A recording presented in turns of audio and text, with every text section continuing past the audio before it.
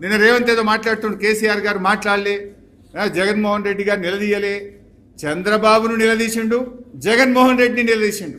కేసీఆర్కు తెలంగాణ రాష్ట్రం ముఖ్యం, ఆయన ఎవరి ముఖం చూడలేదు. ఇలా ఇది కేంద్ర మంత్రి సమక్షంలో, జగన్మోహన్ రెడ్డి సమక్షంలో పోతిరెడ్డిపాడు అక్రమ ప్రాజెక్టు నాన్ బేసిన్ కు మీరు నీళ్లు తీసుకుపోతున్నారు.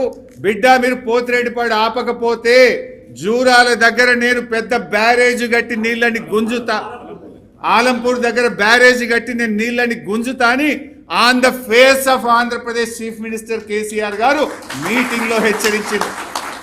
దీన్ని మాట్లాడాడు రేవంత్ రెడ్డి. ఇది చూపాడు. నీకు అంత ధైర్యం ఉందా? నువ్వు మాట్లాడతావా? ఫస్ట్ ఎపెక్స్ లో ఆనాడు చంద్రబాబు నాయుడు పాలమూరును వ్యతిరేకిస్తే కేసీఆర్ గారు పీపీటీ ఇచ్చిండు. అక్కడ ఇక చూడు, చంద్రబాబు నాయుడు పాలమూరును దత్తత తీసుకున్నాడు అనే పీపీటీ ఆయన వీడియో ఆయనకే చూపించిండు. బీజేపీ మేనిఫెస్టో చూపించిండు, కాంగ్రెస్ మేనిఫెస్టో చూపించిండు. ప్రధానమంత్రి మహబూబ్ నగర్కి వచ్చి పాలమూరు ప్రాజెక్టుకు అనుమతులు ఇస్తా అని ప్రధానమంత్రి మాట్లాడిన వీడియో చూపించి బీజేపీ ఒప్పుకున్నది, కాంగ్రెస్ ఒప్పుకున్నది, తెలుగుదేశం ఒప్పుకున్నది, ఎట్లా ఆపుతారు పాలమూరు అని చంద్రబాబు నాయుడు ముఖం మీద బల్లగుద్ది ఫస్ట్ ఎపెక్స్ కౌన్సిల్లో మాట్లాడింది.